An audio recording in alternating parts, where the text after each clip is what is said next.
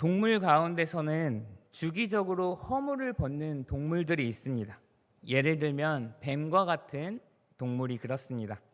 뱀은 성장하는 그 과정 가운데 낡은 피부를 벗어내고 새로운 피부를 형성합니다. 이것을 탈피라고 합니다. 탈피는 생물학적으로 무척추 동물과 파충류들이 자라면서 이런 오래된 피부와 외골격을 벗어내고 새롭게 교체하는 과정을 뜻합니다. 탈피는 동물이 성장하고 발달하는 데 중요한 역할을 합니다. 육체적으로 탈피라는 용어가 우리 사람에게는 적용되지 않지만 우리가 나이 들고 몸이 성장하면서 작은 옷들을 벗어버리고 정리하는 그런 모습들을 우리는 떠올리게 됩니다. 아이들을 키우면서 그것들을 절실히 느끼고 있습니다. 이제 하율이에게 잘 맞았던 그 옷들이 더 이상 하율이에게 맞지 않고 하준이에게 맞는 것을 보면서 아이들이 많이 성장했구나를 또한 느끼게 됩니다. 그런데 이처럼 우리의 육체적인 성장에 탈피도 중요하지만 우리에게 탈피가 필요한 또 다른 영역이 있습니다. 그것은 바로 영적인 영역입니다. 영적으로 더 성장해가는 그 과정 가운데 탈피가 필요하다는 것입니다. 영적 성장, 그 성화를 위해서 우리가 벗어야 할 그 옷을 벗어버리고 그리고 새 옷을 입어야 한다라는 이야기입니다. 오늘 본문 이전의 내용을 보시면 모든 면에서 자라나서 머리가 되시는 그리스도에게까지 다다르라고 권면하고 있습니다. 이것은 무엇일까요? 한 마음 한 뜻이 돼서 교회가 성장해 나아가는 뜻입니다. 오늘 본문은 그 성장이 무엇인지, 어떠한 모습이 성장인 것인지 우리에게 알려주고 있습니다. 오늘 말씀을 통해서 내가 성장하기 위해서 벗어버려야 할 것은 무엇인지, 또 무엇을 새롭게 입어야 하는지를 함께 생각해보고 결단하는 시간이 되었으면 좋겠습니다. 먼저 17절을 보겠습니다. 17절은 이렇게 이야기합니다. 그러므로 나는 주님 안에서 간곡히 권고합니다. 이제부터 여러분은 이방 사람들이 허망한 생각으로 살아가는 것과 같이 살아가지 마십시오. 에베소에 있는 그 성도들에게 이 사도 바울은 이렇게 이야기하는 겁니다. 이제부터 이방 사람들이 허망한 생각으로 살아가는 것과 같이 살지 말아라 라고 권고하고 있습니다. 어쩌면 지금까지 이방 사람들처럼 살아왔을지 모릅니다. 하지만 주님의 말씀을 들은 지금부터는 이방 사람들처럼 그들과 같은 모습으로 살지 말라고 이야기하는 것입니다. 이방 사람들의 모습은 무엇입니까? 다양한 모습들이 있겠지만 여기서 이방 사람들의 모습은 예수님을 알지 못하는 비그리스도인의 모습을 떠올리면 됩니다. 그들은 주님을 알지 못한 채, 우리를 창조하신 그 하나님을 알지 못한 채, 하나님의 그 구원의 역사를 알지 못한 채 허망한 생각으로 살아간다고 이야기합니다. 여기서 허망은 무가치한 것, 무익한 것, 그리고 목적이 없는 것을 의미합니다. 이 세상에서는 인기가 많고 가치가 있어 보이고 더 유익한 것처럼 보일지라도 하나님과 관계없는 것은, 하나님의 생명으로부터 분리된 것은 허망한 것입니다. 왜 그렇습니까? 우리는 이 세상의 관점이 아니라 영원이라는, 하나님께서 우리에게 허락하신 그 영원이라는 관점에서 봐야 하기 때문입니다. 우리 앞에 있는 그런 영원한 삶을 놔두고서 단지 70년, 80년, 길어야 100년의 그 시간에만 집중하고 있다면 어쩌면 그 모습이 허망한 모습, 목적이 없는 모습, 무가치한 것을 택하는 모습이라는 이야기입니다. 요즘 젊은이들의 삶을 보면 지금을 즐겨라 라고 이야기하면서 지금 당장의 행복을 추구해가는 모습을 보입니다. 그런 모습을 볼 때 우리들의 마음은 어떻습니까? 우리들의 마음은 한편 구석에는 이해하는 마음도 있지만 그런 삶을 살아가는 그들의 모습이 답답한 모습으로 여겨지지는 않습니까?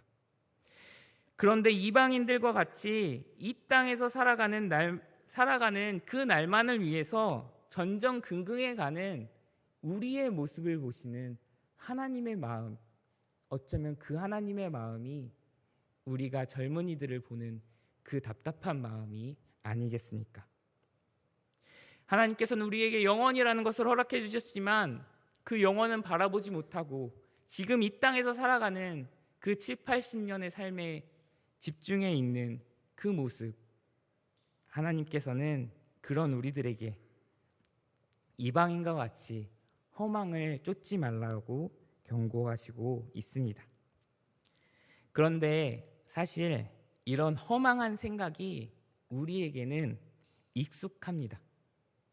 왜냐하면 예수님 알기 전에 우리도 이방인이었기 때문입니다. 예수님을 알고 믿기 전에는 우리도 그들과 똑같이 죄인이었고 그것이 허망한 삶을 쫓는 것이 우리의 생활 방식이었기 때문입니다. 22절에 이렇게 이야기합니다.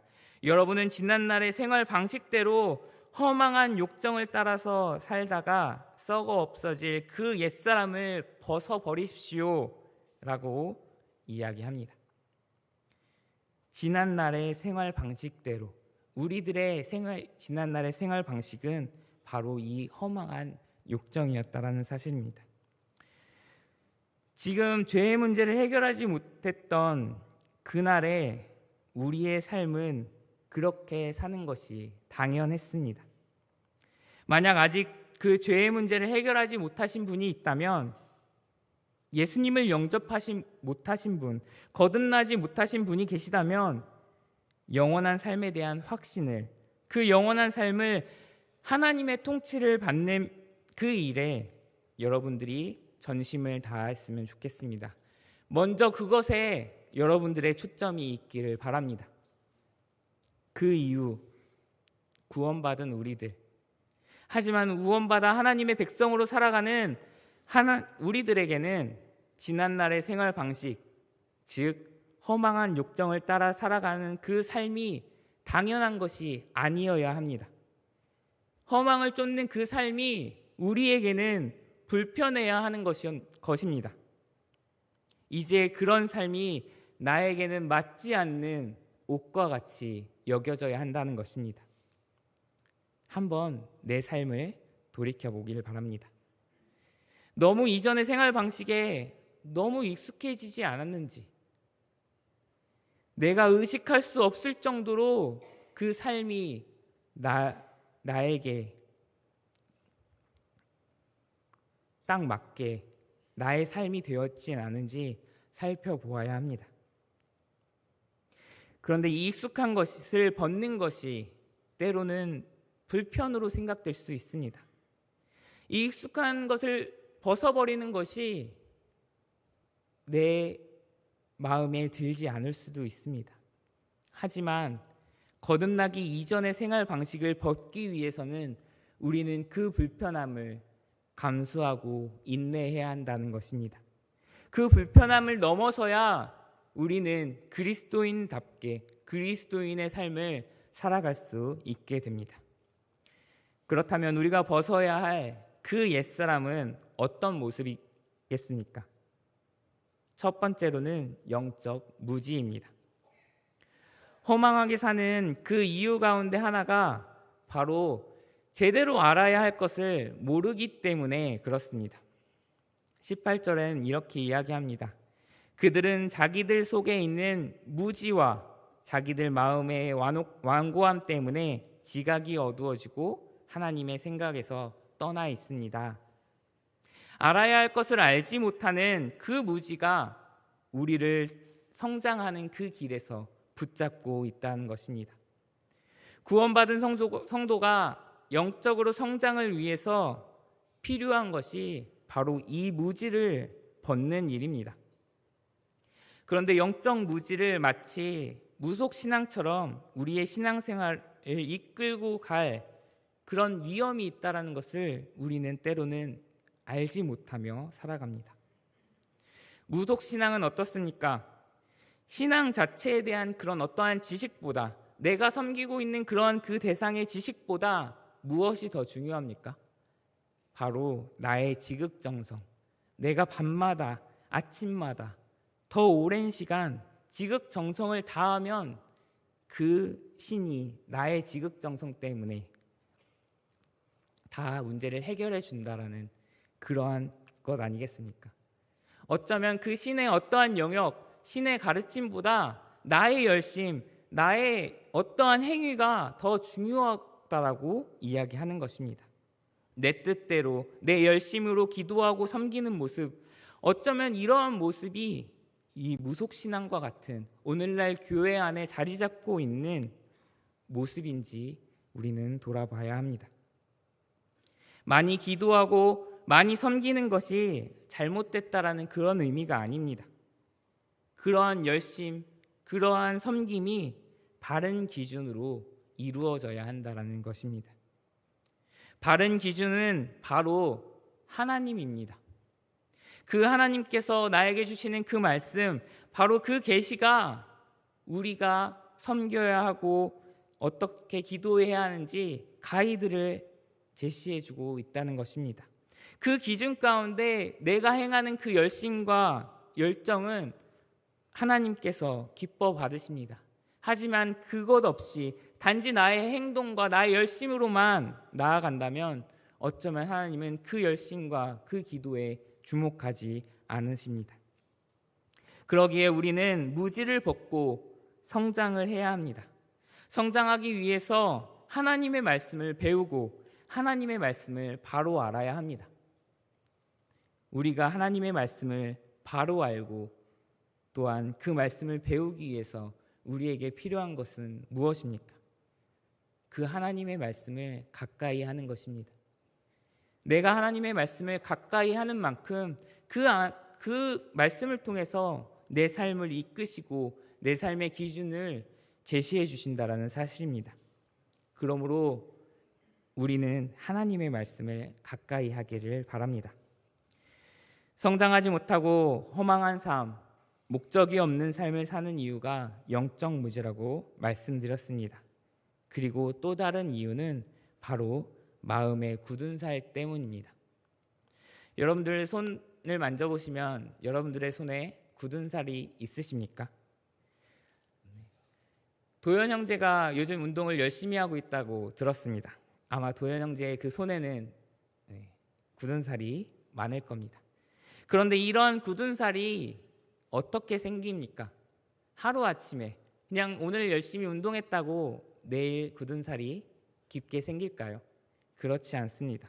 오랜 시간과 반복적으로 압력과 마찰을 주면서 운동을 할 때, 무슨 일을 할 때 우리의 손에는 굳은 살이 새기게 됩니다. 그 굳은 살은 우리의 피부를 보호합니다. 그런데 굳은 살을 만지면 어떻습니까? 꼬집어도 굳은 살이 정말 두껍게 있다면 꼬집어도 감각이 없습니다. 그리고 어떤 사람은 그 굳은 살을 칼로 도려내도 감각이 없고 피가 나지 않습니다.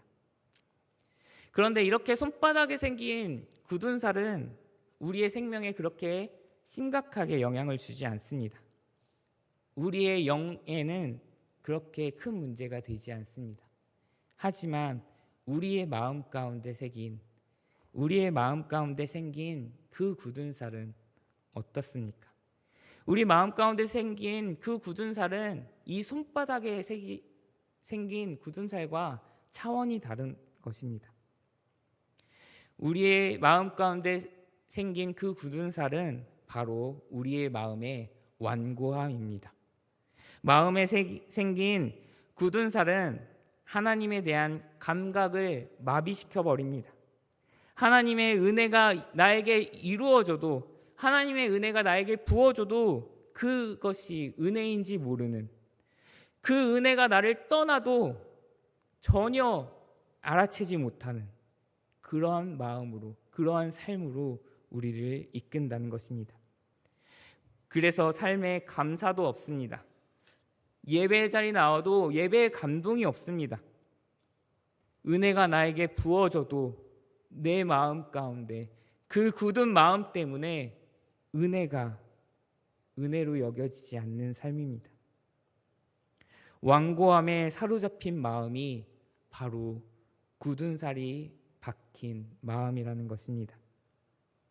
이제 모든 것이 너무 익숙해져서 형식적인 삶에 맞춰져서 행동하는, 그렇게 예배의 자리에 나오는 그 모습들이 바로 완고한 마음 가운데 나타나는 삶입니다.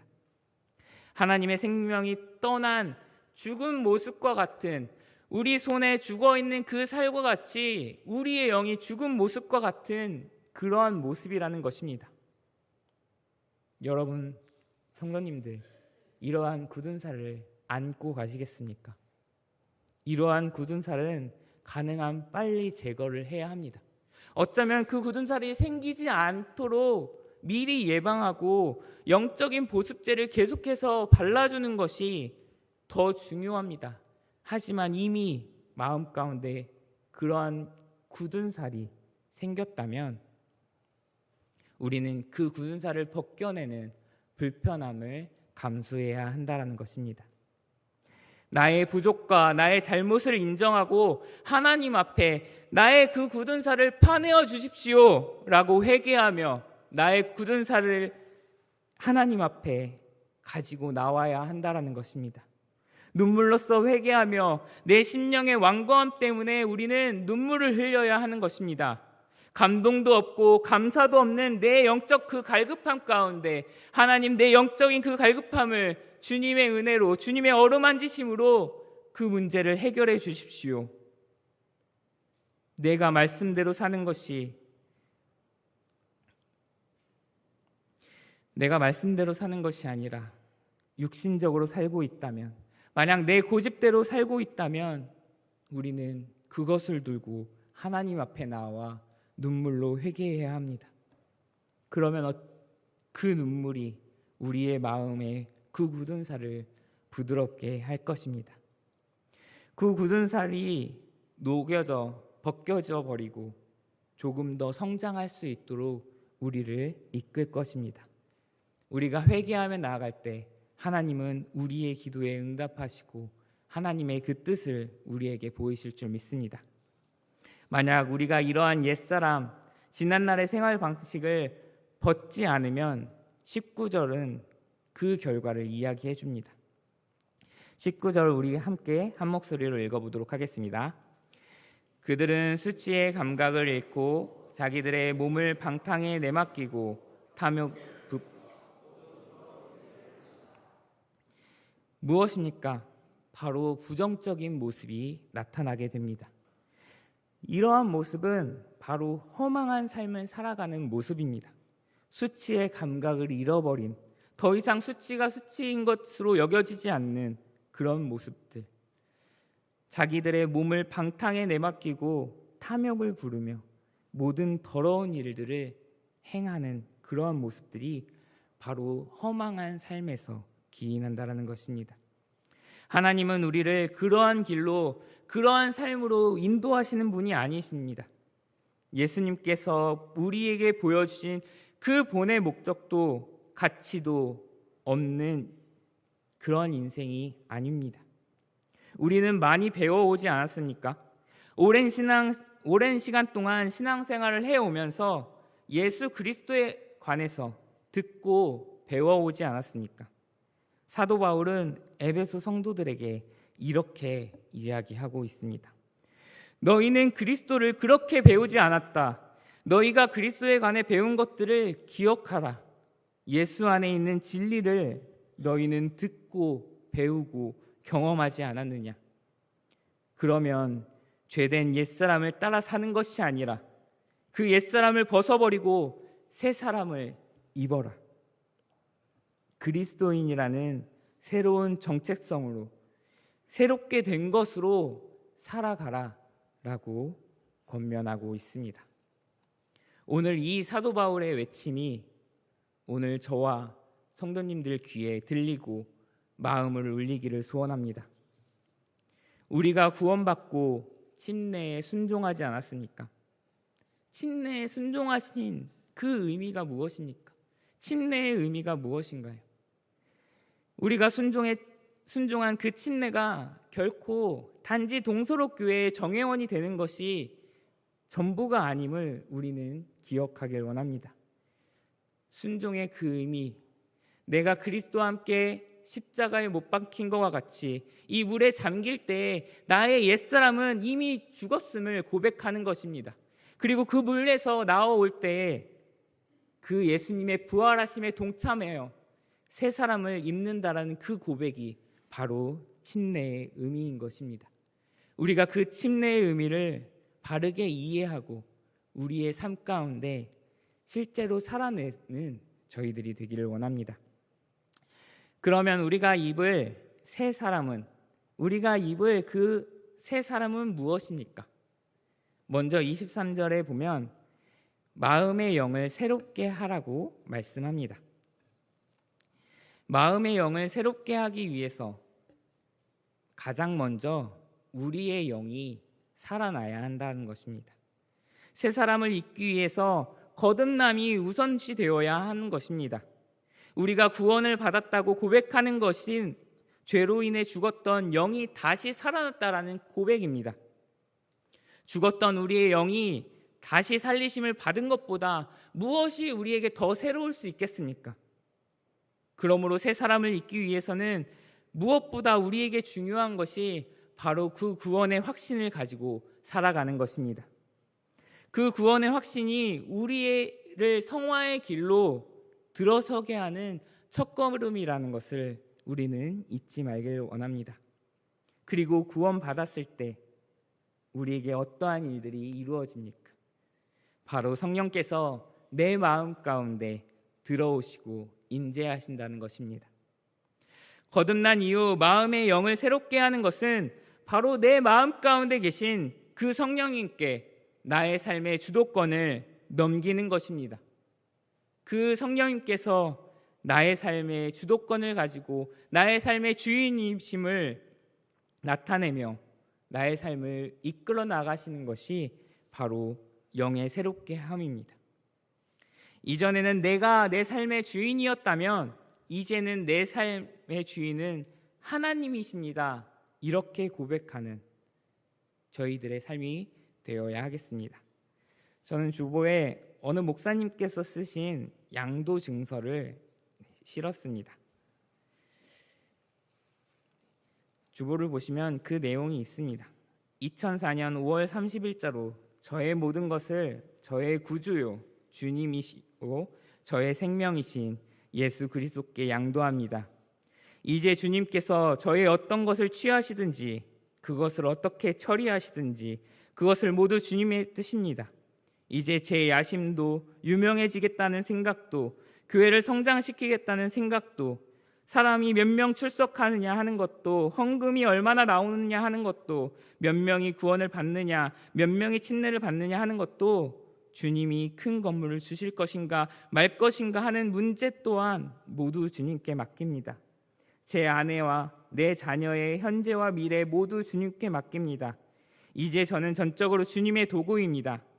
주님이 누구를 만나라고 하시면 만나고 누구에게 복음을 전하라고 하시면 전하고 누구를 위해 기도하라고 하시면 기도하고 무슨 계획을 세우라 하시면 세우고 어떤 일을 진행하라 하시면 진행하렵니다.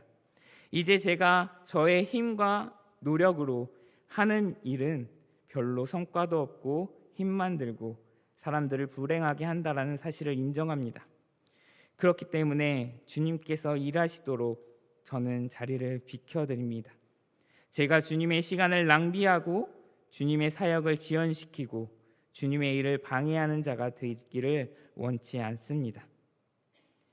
인수자 예수 그리스도 그리고 양도자 땡땡땡입니다. 저는 우연히 이 파일을 얻게 되었고 청년의 시절에 저에게 이 내용이 도전이 되었습니다. 담임 목사님도 그 큰 영적으로 성장한 목사님도 하나님 앞에서 이렇게 처절히 나의 삶을 하나님께 드린다라고 고백하며 살고 있구나라는 것이 저에게는 위로가 되었고 도전이 되었습니다. 하나님께 나의 삶을 내어드리는, 원래 주인에게 돌려드리는 그것이 우리의 고백이 되기를 원합니다. 이 목사님만의 고백이 아니라 저와 성도님들의 고백이 되었으면 좋겠습니다. 이러한 우리들의 고백과 믿음의 결단이 참 의로움과 참 거룩함으로 지으심 받은 새 사람을 입는 비결이라는 것입니다.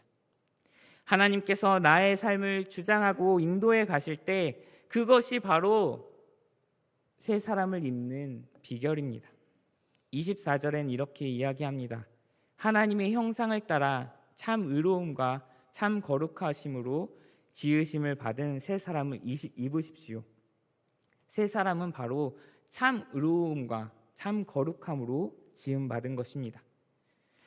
새 사람을 입었다는 것이 삶에서 참 의로움과 참 거룩함이 내 삶 가운데 나타나야 한다라는 의미를 갖고 있습니다.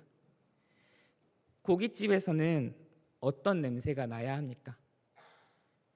고기 냄새가 나야 합니다. 며칠 전 학생들과 저녁에 고기를 먹었을 때 지나가는 사람들이 계속해서 이런 말을 했습니다. 아, 이 냄새가 여기서 나는 거야? 라는 이야기를 했습니다. 고기를 맛있게 굽고 있는 그곳에서는 고기 냄새가 나야 합니다. 카페에서는 어떤 냄새가 나야 할까요? 달콤한 디저트 향과 구수하고 고소한 그 커피 향이 나야 합니다. 근데 만약 카페에서, 고깃집에서 맛있는 냄새가, 유혹하는 그런 냄새가 아니라 거부하는 냄새, 우리가 별로 좋아하지 않는 불편한 냄새가 난다면 그곳을 찾아가시겠습니까? 고깃집에서는 고기 냄새가 나고 카페에서는 커피 냄새가 나야 하는 것이 당연한 것입니다. 그렇다면 우리 그리스도인에게 나타나야 할 그런 향기는 무엇입니까? 우리에게 나타나야 할 그 모습은 바로 그리스도의 향기라는 것입니다. 하나님께서 인도해 가시는 그 삶을 내가 입었다면 내 삶 가운데 나타나야 할 것이 바로 하나님의 모습이라는 것입니다. 의로운 삶은 하나님께서 주인 되시는 삶입니다. 하나님께서 뜻하신 바 가운데 행하는 삶이 바로 의로운 삶입니다. 거룩한 삶은 어떤가요? 세상과 구별된, 세상과 다른 기준으로 살아가는 것입니다. 세상은 나의 기준대로, 나의 뜻대로 살아가지만 우리 그리스도인은 나의 뜻대로, 나의 기준대로 사는 것이 아니라 하나님의 뜻대로, 하나님의 기준대로 살아가야 하는 것입니다. 우리가 성장하기 위해서 입어야 할 것이 바로 이것입니다. 이러한 삶은 옛사람을 벗고 성령의 인도하심을 받는 새 사람을 입을 때 나타나는 모습입니다. 이 의로운 삶, 거룩한 삶이 우리 삶에 나타나기를 원합니다. 그것이 바로 하나님께서 처음 창조하셨을 때의 그 모습, 우리가 죄 때문에 잃어버렸던 그 모습, 우리가 오늘날 회복해야 할 바로 그 모습, 바로 하나님의 형상인 것입니다. 우리는 그 하나님의 형상을 새롭게 입어가는 저와 여러분들이 되었으면 좋겠습니다. 우리가 이렇게 새 사람을 입을 때 세상은 우리를 통해서 우리 자신만을 보는 것이 아니라 우리의 삶을 이끌어 가시는 하나님을 바라보게 됩니다. 이 에베소서 이후의 그 내용을 보시면 사람들과의 관계, 여러 가지 문제들에 대해서 어떻게 행해야 할 것인지 지침을 주십니다. 바로 그 지침이 하나님의 뜻하심 가운데 행하는 새 사람을 입은 그러한 모습이라는 것을 우리는 생각하기를 원합니다. 에베소서를 읽을 때 이것이 하나님의 모습이구나, 이런 관계 가운데 나의 삶 가운데 하나님의 모습이 나타나야 되는구나 라고 생각하시며 읽으시고 삶 가운데 적용하셨으면 좋겠습니다. 이제 중요한 것이 있습니다. 예전의 습관, 그것은 우리에게 안락한 침대와 같습니다. 침대는 어떤가요? 한 번 들어가면 나오기 싫어지는 곳입니다. 우리 학생들 한 번 침대에 누우면 쉽게 일어나지 못하는 그런 모습을 보셨을 겁니다.